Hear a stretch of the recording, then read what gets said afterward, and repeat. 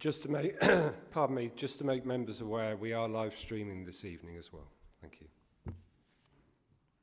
Pardon the what? Sorry, Councillor. We are live streaming onto YouTube this evening. Okay. Good evening, and well, I wish you all a happy new year. It's the first meeting for us to get together. As it is the first meeting of this council, I'm sure you will all join me in taking 2 minutes silence, please, for the sad death of Councillor David Jenny to commemorate him, please. Thank you.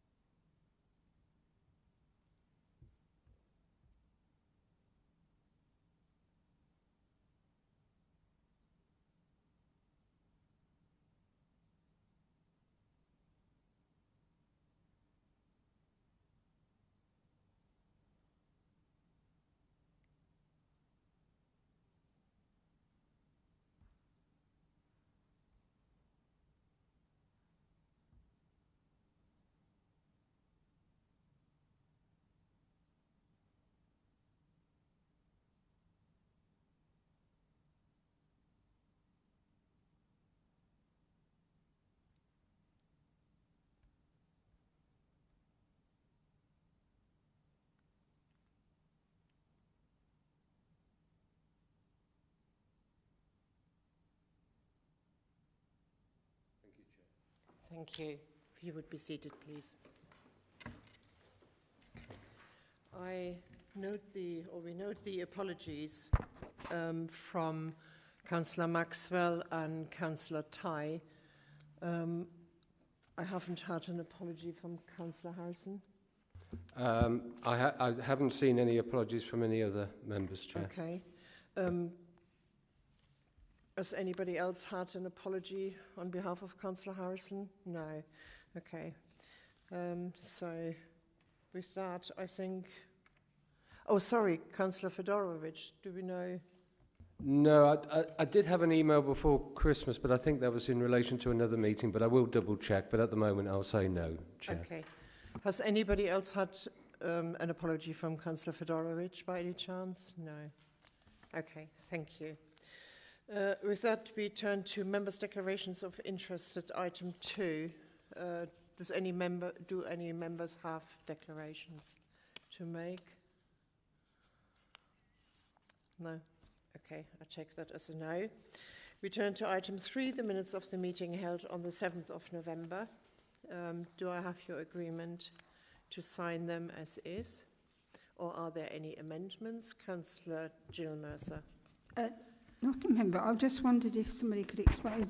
Item 45, third paragraph down, it says it investigates import service delivery. Is that meant to be important or? Sorry, whereabouts is that item?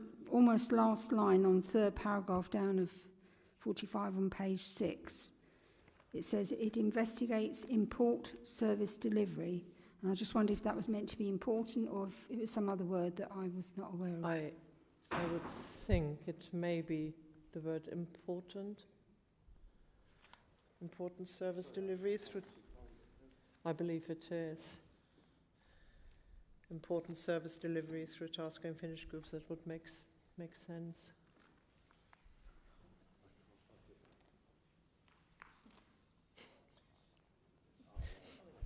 it wouldn't be it wouldn't be picked up by spell check. Chair, Are there any? Chair, we can correct that. Thank you. We note Councillor Fedorovich has joined us now. Are there any other amendments anybody has seen that are required? No. With that, do I have your agreement to sign the minutes as are? If I could have a sign of show of hands. That's carried. Thank you. Could I borrow your pen, please? Oops. Thank you. We turn to item number 4, the meeting procedure rules. Mr. Gold, please. Thank you, Chair. As members of the committee will know from the previous meeting, you were asked to discuss a previous set of rules. At that meeting, there were various suggested amendments or queries, mostly from Councillor Mercer, and I'd like to thank Councillor Mercer for the time and effort he put in on that. And I've been through them, and hopefully, I've either corrected any errors there may have been and flagged up for discussion any further points tonight. Oh, Sorry. It's all right, Councillor Mercer, I thought Councillor wanted Mercer. to come in. Oh, Thank you. The vast majority of the issues have been addressed. There's only one thing left that I would draw attention to, and that is on page 32 of the report.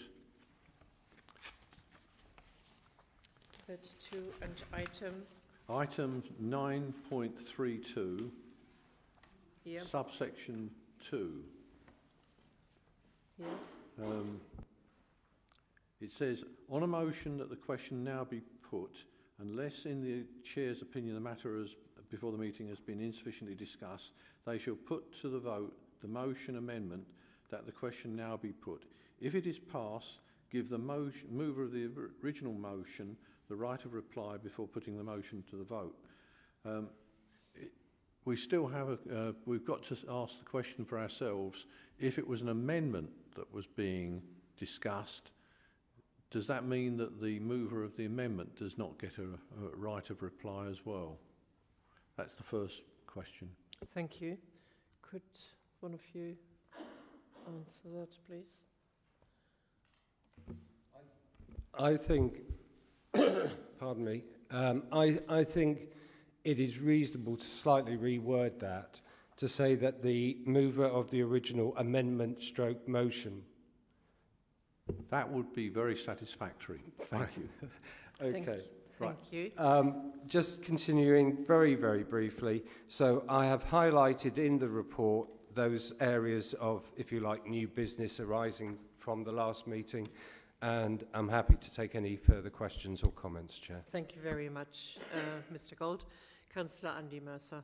Thank you, Madam Chairman, for your indulgence. I appreciate it. On page 39, Rule 38, Yep. 38.1, I'll read it out. No councillor shall disclose to any person the whole or any part of the contents of an agenda, report or other document which is marked confidential or not for publication unless and until the document has been made available in the public or press by or on behalf of the council, the executive, a committee or a subcommittee. I would like to suggest that we could improve that by changing it to no councillor shall disclose to any person the whole or any part of the contents of an agenda, report or other document which is marked confidential or not for publication unless, which is exactly the same, or until it is already in the public domain, because that is simpler and it covers the situation where the information has reached the public domain other than by the methods that are listed there. If, say, a court order put it into the public domain, then it would be reasonable for a member to discuss it, and this would cover that situation if we change the wording slightly in that way. Thank you, Councillor Mercer. Who of the two of you is going to answer that? Yeah. Okay. Thank you for the suggestion, Councillor, because I know this was one of the areas you'd highlighted on your submission. I think I did discuss it with the monitoring officer since the last meeting. I think the issue we have is that obviously if we are subject to a court order to keep something confidential, then regardless of whether it's in the public domain or not, and we have had examples of that in the last 12 months, let's be fair, we are still, as a council, subject to that court order. I meant the other way round. I meant if the court order is to put it in the public domain. Oh, well... Not the court order to keep it confidential, the court order to not keep it confidential, because as the current wording goes, the councillor is still required not to discuss it, even though there's a court order saying to do so. Right. Yeah, I mean, I'm just trying to think about that. So, yes, we could do that, but if it was already in the public domain through another means, such as a court order, then we would have marked it as not confidential anymore, and not subject for publication anyway. So we would then review whether it should be exempt in any event. So we would then open it up, which would be in line with that. Yeah. It does seem a bit tortuous, though, to say that if the court ordered it to be non-confidential, we would then change the confidential classification, rather than just having a rule that says if the court says it's got to be non-confidential, then it's non-confidential. I think one of the processes that we would need to undertake is once the court order had made it in the public domain, we would then have to go through a simple process on modern.gov and actually release it. So we would naturally do that, but there is that stage at 38.2, which the monitoring officer naturally has to do in terms of declassifying the document. So I think it is covered under that section.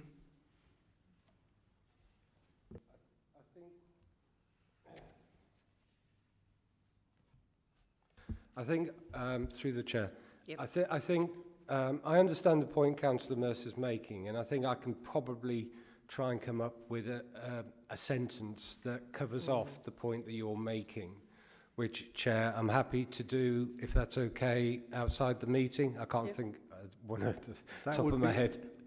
That would be eminently satisfactory. Thank you very much. That is extremely helpful. Are there any other points? Councillor Jill Mercer. Yeah, I think we discussed this in the Constitution Working Group, as all the others, and I think the idea behind it was that if there had been, let's say, a leak of that information, so it was in the public domain, but it was not officially in the public domain, the council would still not really want to discuss it. And I think that's what the meaning behind it is. But if that can still be kept but accommodate other official sources, then I think that would be appropriate. But I think the idea is if both of you, if you come up with some sort of amended wording and share that after the meeting with members, I think that should be satisfactory. Are there any other comments anybody has? No? Okay, then I'll put that to the vote. Are we in agreement with this? Sorry.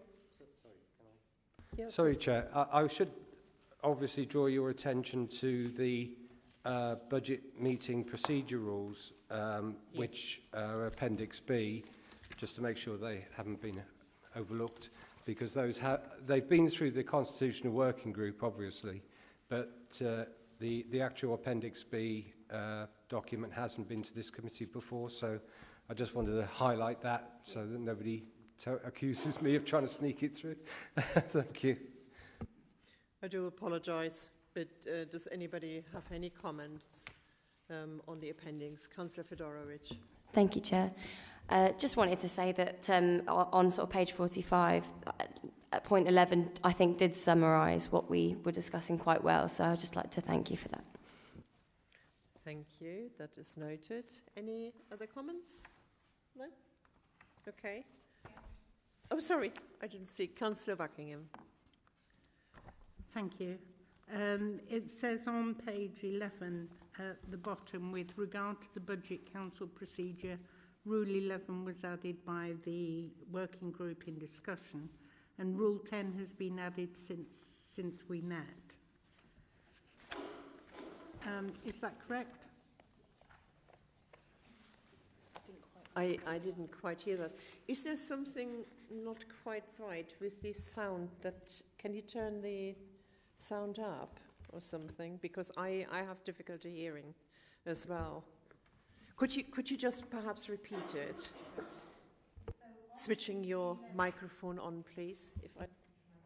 Thank you. It says on page 11, halfway down, issues and choices, with regard to the Budget Council procedure rules, Rule 11 was added by the Constitutional Working Group, and Rule 10 has been added since the working group has met. So it was just clarification on that Rule 10, please. Yes, thank you. This is why I wanted to make sure that you had the opportunity. Yeah, Rule 10, it dawned on me after we discussed it at Constitutional Working Group that there wasn't really something clearly down there where the movers and seconders of the substantive motion, so in other words, the administration, could actually look at ideas that have been brought forward and say, you know what, I think we like that, we're going to include that. So I wanted to clarify that so that, and that in a way ties in with number 11 as well, but I thought number 10 provided that in black and white, which is why I highlighted it. Okay. Any other questions? No? With that, if we turn to page 10, the recommendations, A, that the revised meeting procedure rules be submitted to full council for approval, which is on the 23rd? It's the 26th of January. Thank you. And the... Sorry, Councillor Mercer. I was going to say, I'm happy with that, but with the changes that Mr. Galt was proposing. Yeah. That comes without saying. And the revised Budget Council procedure rules as detailed in Appendix B be submitted to full council for approval, and then adding with the amendments as discussed. And with that, can I have a show of hands, please? That is carried. Thank you. We turn to item 5, the Councillor's Code of Conduct Statistics, and that's Ben. I'm confused now. It's usually you. Thank you, Chair. As this is the first such report to you, I will go into it in a little more detail than perhaps at future meetings. So this report, it deals with the committee's duty to promote and maintain standards of conduct by councillors within North Northamptonshire, setting out the position on the number of code of conduct complaints received, dealt with those outstanding and any resolutions achieved, and it covers the first 20 months of the council since 1st of April 2021. Any complaints that are received are assessed initially, whether they are valid, whether they're covered by the code, and also whether it's in the public interest to be pursued. There are several steps that Adele, as the monitoring officer, has taken, and that is with the support of Sanjit Sul as Deputy Monitoring Officer and myself. At 4.3 and 4.4 of the report, it sets out the criteria used for initial assessment, and to assure you that this is undertaken, each of the 25 complaints received, they have all been looked at in consultation with our 3 standards independent persons, who are Mike Sawford, Vivian Barnard and Dean Smith. Each complaint received is allocated to one of the independent persons who were appointed by the Shadow Authority in February 2021. Just to reiterate, we have set out that in addition to the 25 complaints referenced in this report. There is a number of conversations, background work throughout the year, inquiries made, and these are often dealt with informally and aren't required to, or pre-complaints, I would say, where they don't actually go on to be formal complaints. So those by their nature aren't included in the data within the report. So I'll just acknowledge an error made in table 2 of the report, where I think this was just before I was going on leave for Christmas, so my adding up wasn't as good as it should have been. Table 2, the first column, assessment stage, should read 2 complaints, and the no further action column should read 20 complaints.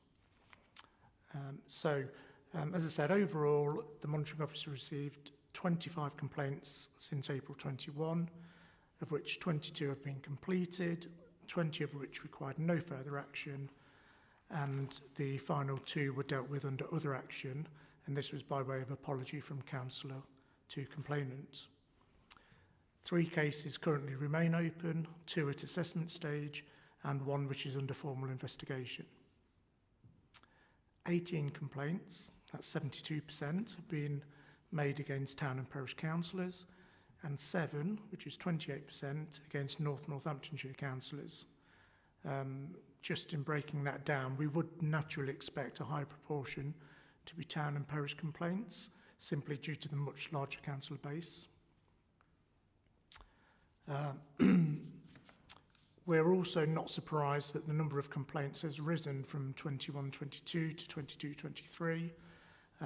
Naturally, as the effects and restrictions of COVID-19 dissipate, and councillor and council activity and interactions with the public rises back to normal levels, so naturally do complaints as well.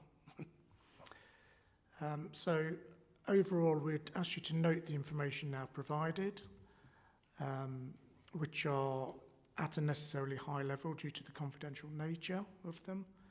And just going back to the recommendations, section 3 of the reports, we're now suggesting that we provide further reports on a 6-monthly basis, and following appointment of the new independent persons and town and parish representatives, that they be invited to future meetings where those items of business relevant to the Code of Conduct are to be discussed. So not further items which are not relevant to their role. So back to you, Chair. Thank you very much. Thank you very much, Ben. Councillor Addison. Thank you, Chair. Are there any trends, within the complaints? And if so, is it more to do with raising awareness or training issues that need to be done, especially when, as we know, with new councillors coming into post? There's not any obvious trends, but they are pretty standard complaints from what I've seen in other authorities. You tend to get, if you tend to get 1 complaint in a parish or a town council, you tend to get lots of complaints in a town and parish council. So, and that is the majority of these, to be honest, is, one particular parish council had some issues, so therefore we had a flurry of complaints, and then we have another one as well. So it's that sort of stuff. A lot of the inquiries that we get are actually around decision-making at town and parish councils. And so I would say that's the majority of them. And, clerk issues, for example, not being happy with decisions being made by members of the public. So those are the ones that we automatically say, not within our remit, it's not standards, and then we push those back. So that's the inquiries that Ben was talking around. The other ones tend to be things around rudeness, lack of respect, politeness, and those can be quite difficult sometimes, because what's polite to one person isn't necessarily polite to another. And what we say about the Code of Conduct anyway is there's quite a high bar in making complaints and reaching that threshold. So we do a thorough initial assessment on all of these, to make sure that we get the right decision. Thank you. Are there any plans, because I think from when I saw that initially, and like you mentioned, there's a very high proportion of parish councils, who seem to complain, to suggest that NCALC, who usually look after the parishes, that they conduct more training to the parishes. But I think us as well, as councillors, we should, on an annual basis at least, we should have a refresher on the code of conduct to understand. There are some of us who've been in this for a long time who know our way around, but the code of conduct has changed as well. So the first one is Councillor Buckingham, but before that, is that in the plan, please? It is. Naturally, I emailed Ben about this afternoon. So we want to do some training before the end of this financial year for our unitary councillors. I think there is also some training needs on dual-hatted members as well, because that's really confusing sometimes about which role you're acting in, so we'll concentrate on that. But I think as well, setting a level for North Northamptonshire as members is really important as well. So working with members to determine what the level is, so that we all understand what good standards are for North Northamptonshire. Now we're into, the new council for a period of time. So we're hoping to do that before the end of the financial year. Thank you. Councillor Buckingham. Thank you. I note from the report that investigations and things are, so for example, you have a case that was opened on the 2nd of February last year, but it's still under the investigation. The report said it should be within sort of 6 months. So, are our own standards, need to be looked at. Sorry. Thank you. Can you? Thank you. And the chair asked me this question as well, actually, in the briefing. So I think it's fair to say that when we set up with the new authority, there was lots of work going on, lots of priorities. And actually, when these were coming in, the processes weren't in place that we needed immediately to be able to deal with them. So they were dealt with in a more delayed process. We now have a really good process, so we deal with them really quickly and efficiently, and they move through the process much quicker. We also had new independent persons at that stage who hadn't been working for North Northamptonshire. So we've got all our processes in order now, so we're much more efficiently at it. And while I'm on this point, we'll say a massive thank you to Ben, who has been managing this complaints process from the start for me, and he does a really good job at it. So it's just, now the processes are in place, will be much more efficient for the future. Thank you. I would just say, you mentioned about the 6 months. The 6 months is about coming back to provide you with an update report where an investigation is needed. I would say from experience 6 months is quite optimistic. But that brings me on to the next bit, that we need to be mindful to set up committees just in case we have cases come to the Standards Committee as well, and we need, as a committee here, we need the appropriate training to actually do those cases. We do have the subcommittees within the Constitution, so it's just a matter of getting members if we actually do need to set one up. So we would then ask for membership through you, Chair. At that point, we would do training just before of it, because if you tend to do training now, then by the time you actually get to a hearing, then it's not so fresh. So we tend to do it in the hour before, making sure that members are aware of it, or a few days before, to make sure that we've got everything in place. Okay, that's lovely. Councillor Mercer. Thank you. Having been involved with this at previous council, I know that we had certain parish councils, Adele just said, where there could be repeat problems. And on one occasion, we actually sort of put forward a plan to how to address those. But obviously, we don't know which parish councils these are, so we can't see the trends.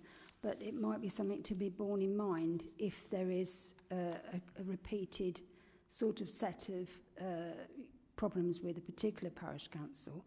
But I also wanted to say that under the previous councils, I think we used to, certainly at East Northampton we did, and Ben can confirm this, we used to have involvement of the chair there. But I think in other cases there was might have been even an assessment committee. I know that's not in the Constitution, and we're working to the Constitution. But I just wondered, because we don't seem to have any member involvement at all at this assessment stage, But then we were just saying about the hearings, so that's the next stage, and obviously members will be involved there. But I see there's no appeal process, and I thought we always used to have an appeal process. It says in the Constitution there will be no appeal against this decision, so I just wondered about that. I must say we didn't at the previous Wellingborough Borough Council, we didn't have any appeals permitted. Once the Standards Committee, I was chairman of the Standards Committee there, once we had sat over a committee and taken the decision over a case, there was no appeal possible.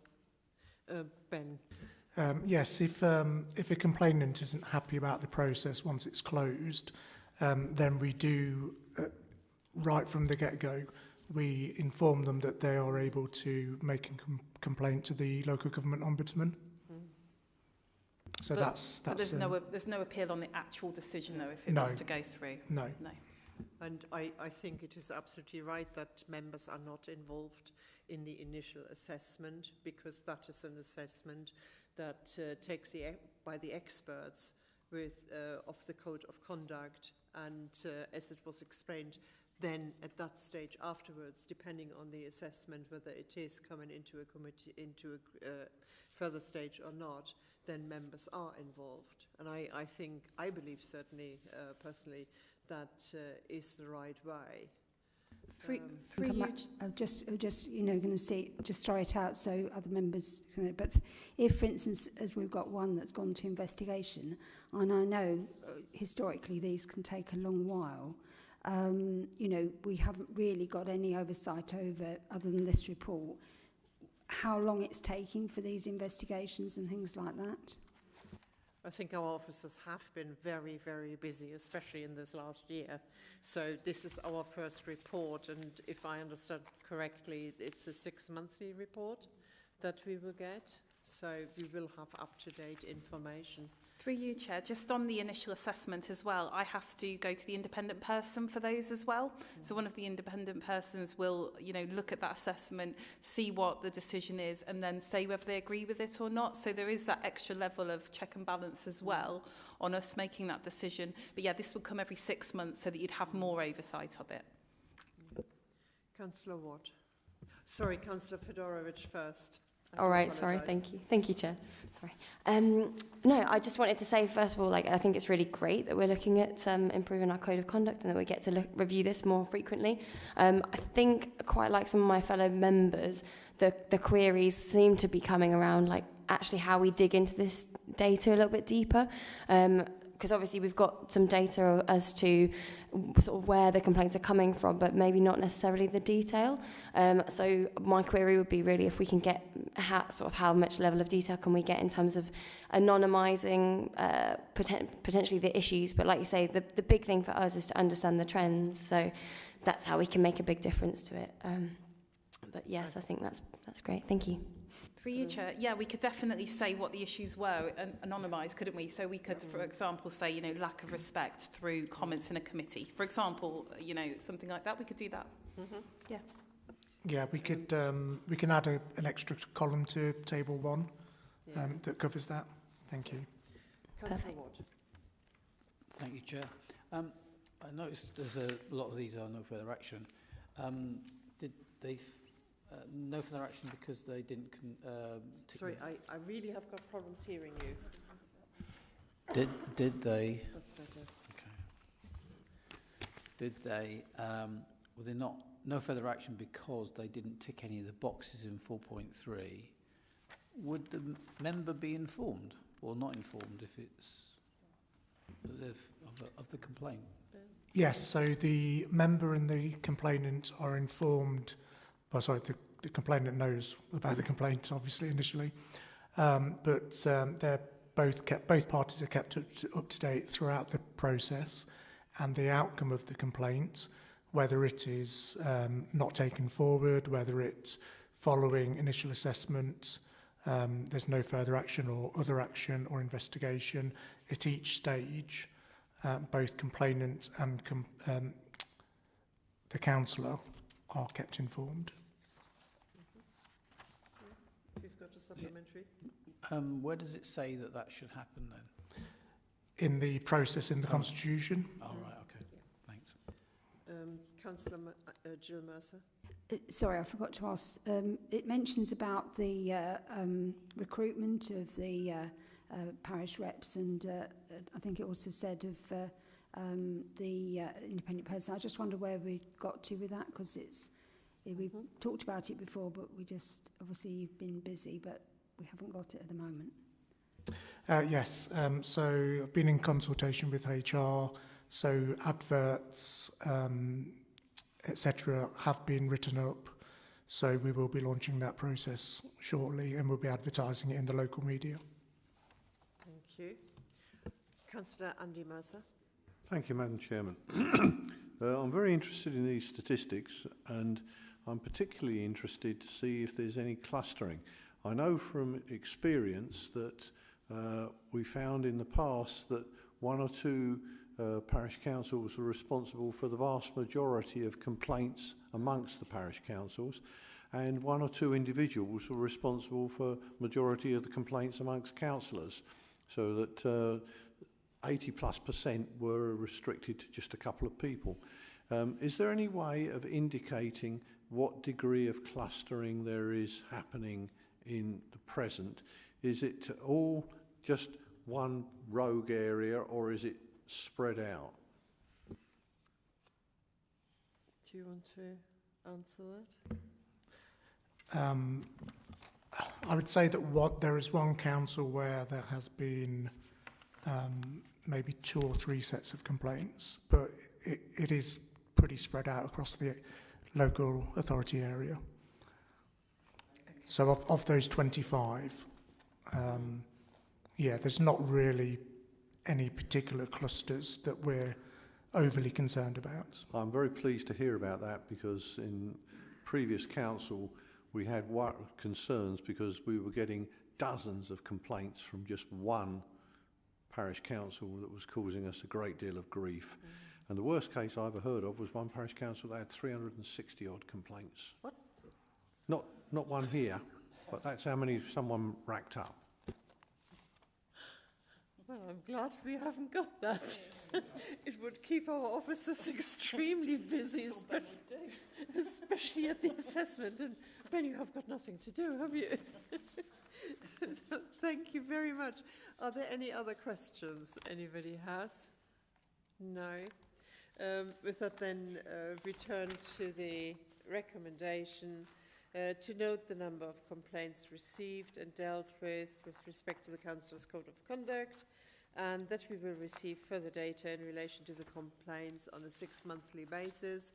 So look forward to July, if we have a meeting in July or thereafter, to see the update, and formally inviting the Council's independent persons for standards and town and parish representatives following their appointment to attend future committee meetings as necessary. Fully understand if we are quite a distance away perhaps for some people, but I'm sure they would have been told at the time, or I hope so, that the meetings would rotate. So that there is quite a distance then to travel as well. And I presume they get mileage allowance as well? Yes. Yeah, and from memory, they get paid for being an independent, so... Sorry, there is in the allowance scheme an allowance for attendance at meetings for independent persons, so that applies to the independent person on the Audit and Governance Committee, and would obviously apply to our independent persons as well. And yes, they can claim travel and subsistence. But I think we would all welcome if they would attend ever so often. I don't expect them to be there every single time, but it would be nice for us to meet them as well. That would be very important. So could I have a show of hands whether you're in agreement with the recommendations in item 3? That is carried. Thank you very much. With that, I close the meeting at 20 to 8. Thank you very much, and have a safe journey home.